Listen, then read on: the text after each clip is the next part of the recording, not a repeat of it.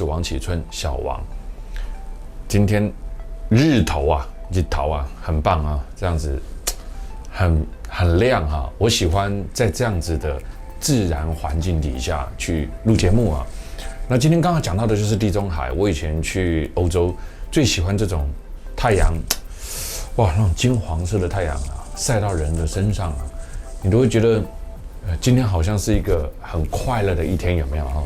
很温暖的一天，尤其是欧洲的那种气候，干燥，凉凉的啊，然后那种阳光晒下来，我都觉得好棒啊，就觉得哇，去欧洲玩真的好幸福啊，而且不会湿湿黏黏的哈。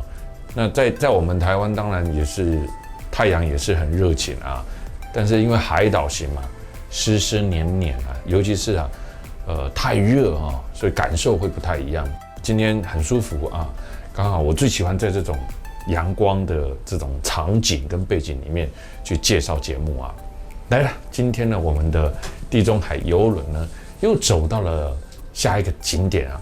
那邮轮它是这样啊，它一个点一个点停靠嘛。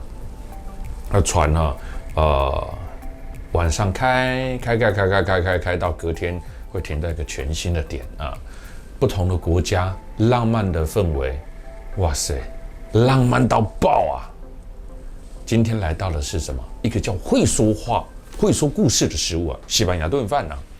提到西班牙的时候啊，你会想起什么？斗牛士，还是什么？有一样具有代表性的东西，就是呢，就是西班牙的海鲜啊炖饭啊。那这个呢，海鲜炖饭也被称为叫做西班牙的国宝饭。可见的西班牙。他有多重视这一道料理啊？那海鲜饭的食材呢，相当怎么样？特别啊，包括了蛋菜、洋葱、番茄、红椒等等啊，蒜啊，再加上虾，再加上这个鱼片，蟹肉、花枝，还有什么？不是日本米啊，是意大利米一起煮啊，不同的米哦。烹调的方式呢，经过了炒啦、焖啊等等呢，就做成了一道非常棒的海鲜炖饭，我很喜欢吃的。那个耗时要4个小时哦，跑不掉。因为呢，你要准备食材嘛，哈。那烹煮的过程当中呢，也有一点点的复杂。像这个海鲜炖饭啊，它的这个重要的原料之一是什么？番红花，世界上最贵的什么？一种材料。为了增加它的香气、它的颜色，只要和海鲜炖饭一起放下去烹煮，哇，那个味道啊就会呈现一片诱人的味道，还有一片橙黄色，增加了这个海鲜炖饭的完整性哦。所以这个海鲜炖饭的由来呢，是怎么来的哦？它以前叫做西班牙大锅饭啊，有铁锅的意思，它就源自于拉丁语我念的不标准了，paella啊。那制作这个饭的这个锅啊，就叫那个炖锅，发源于西班牙的哪里？瓦伦西亚。瓦伦西亚大米炖饭这种历史非常久远，源自于阿拉伯人统治西班牙时期。阿拉伯人呢，就通过什么？丝绸之路有名啦，将东方的稻米、火药，还有什么橘子、柑啊、橙子等呢，就传到了西班牙。在西班牙到处都看得到橘子树。瓦伦西亚这是西班牙通往地中海的门户，它的地理战略位置呢十分重要啊。这里呢气候宜人啊，土壤又很好，很肥沃，它就非常适合说什么种稻米，还有什么橘子就橙子啊，那都可以啊 ，orange 啊。最初的这个炖饭其实就是用大米、鸡肉还有什么蔬菜。烹调而成的一道饭啊。那如今呢，我们也有人叫它瓦伦西亚饭啊。后来西班牙人就在这个基础上啊，应用不同的食材，把它做成了海鲜饭。因为我刚刚讲的料都没有海鲜，对不对？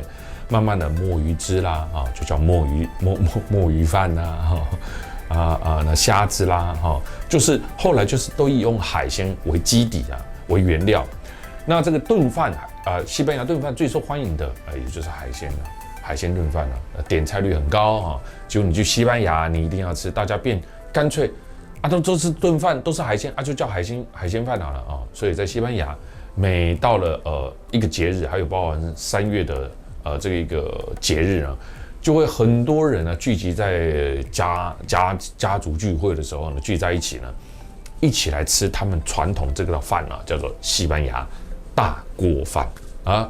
那现在变成一个特色，这道平民节的料理，正统的炖饭的这个米粒啊，但是中间要带有一点硬硬的米啊，这样才能吃出米的味道。这个对我们来讲是跟我们喜欢吃软的米不一样啊，亚洲习惯吃的米饭不一样。就是我们台湾人最爱吃的就是嫩的米啊，有水分的啊，基本不小咖喱啊，所以有的人会吃不习惯，但也有人很喜欢它的特殊口感啊。西班牙是地中海地区唯一用米饭为食的国家，澳洲都就让用米饭啊，西班牙式，所以这道料理在这种大锅的时候呢，通常呢，它会选在户外，因为锅子很大，它要煮比较好煮，用大型的这样平底锅来烹调。基本的材料就是我说的米呀、橄榄油啊，还有番红花啦啊，可以回家学一学哈，学看能不能抓住你老公的胃啊，再加上各种新鲜的贝类、肉类，哇塞，做搞刚的呀哈。挑对了米，西班牙海鲜炖饭，那是成功了一半呢。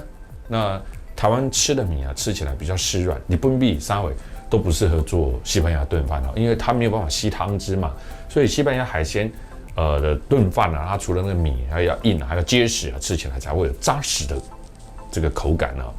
那一个说法是，据说啊，这个炖饭是在5世纪的时候，哥伦布啊航海啊，曾经呢在一次呢。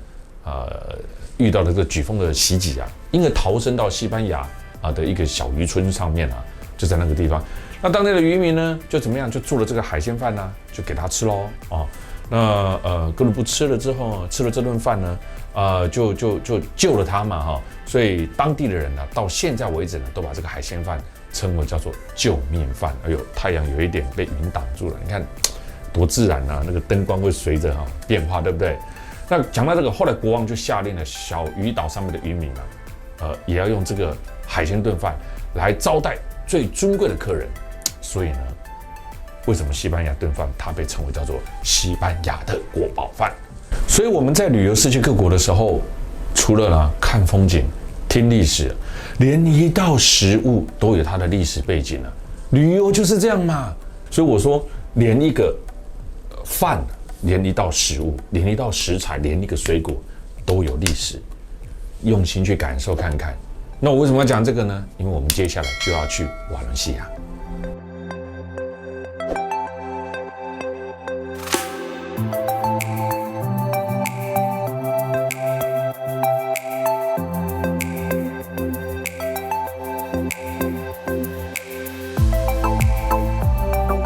旅游的最高境界是什么？就是你能够跟谁出来玩，都能够如鱼水熟。很多人说在家靠父母，那除外呢，就靠朋友咯。其实旅游啊，就是靠你的心态啊。出来旅游，全部的人呢，都是一家人啊。这样子的旅游一定会很快乐啊。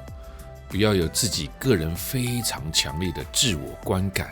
好好的去融入在大环境当中啊，这样子的旅游一定可以让你永远难以忘怀。海鲜炖饭 Spanish Paella 的发源地，西班牙的第3大城市瓦伦西亚，整个城市的第一印象呢，完全的颠覆了冬日欧洲的景致哦。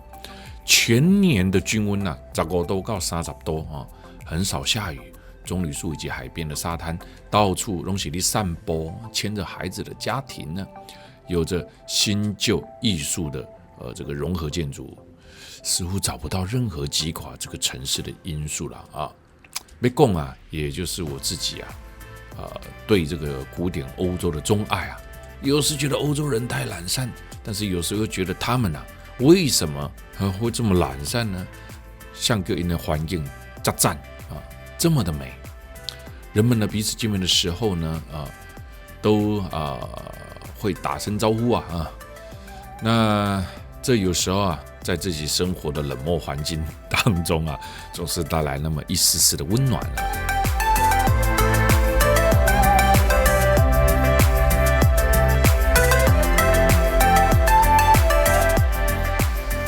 西亚晚期哥德式的建筑，这些建筑呢，曾是石油和这个丝绸贸易的中心啊。丝绸交易中心也是世界文化遗产哦。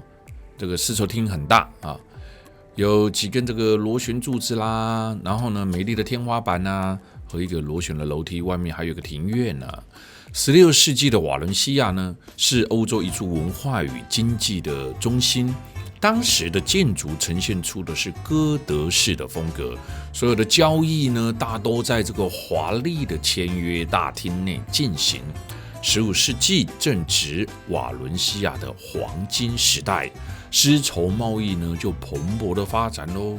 旧有的市场规模不敷使用，于是当时的国王就决定在旧有的市场来扩建一座丝绸贸易专用的交易市场，就由当时的知名建筑师来设计。1498年动工，那建筑师呢去世之后啊，再由另外的建筑师接手啊。很常是这样子的发生啊，为什么呢？因为有时候以前人寿命不长啊，盖一盖呢就撒尤娜娜啊，所以就另外一个来接手，一直到了1548年啊，它建造完成了，整个范围呢有2000平方公尺。建筑物包括了种植了橘子树的庭院，还有塔楼。签订大厅啊，现在我就在这里面啊，有这个贸易法庭等等啊，海洋领事馆也是啊，丝绸贸易中心就以哥德式的建筑为它的特色，成为在当时地中海地区重要的贸易中心，创下一段辉煌的历史哦。1996年被联合国教科文组织UNESCO 列入了世界文化遗产。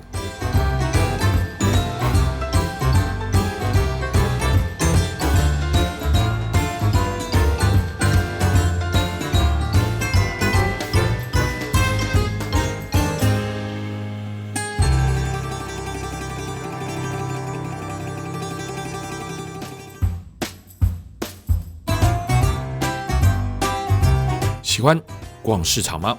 如果答案是肯定的，那来到瓦伦西亚，哎呦喂呀，千万别错过中央市场啊！喜欢吃道地的西班牙美味吗？如果答案也是 yes， 那来到这个中央市场啊，你一定会获得大大的满足啦。在这个各占据8000平方公尺的空间里啊，有容纳了数百个摊位。从常见的新鲜肉品你带不回，鱼货也带不回，蔬果还是带不回，因为台湾不能带这些东西进来啊。那你到了西班牙饮食当中最常见的西班牙火腿，cheese， 橄榄油，橄榄油可以，红酒、鳕鱼干都可以找得到啊。这里就像是一个食材的大宝库，可以满足你对西班牙食物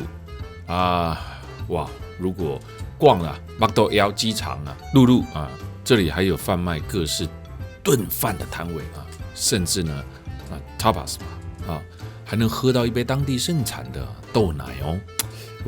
如果呢还心有余力啊，还可以扛一个或买一个炖饭锅走但值得一提的是，这里除了美味买特色食材，最重要的是看建筑，还有当地人的生活文化。在这栋采现代主义设计，有看到吗？耗费1000万打造的空间里，运用大量的彩色玻璃，以透光的玻璃圆顶，有看到和锻铁做成的。内部整齐、清新、明亮开阔的氛围，你会发现，在这边采购的时候，非常的令人觉得很愉悦。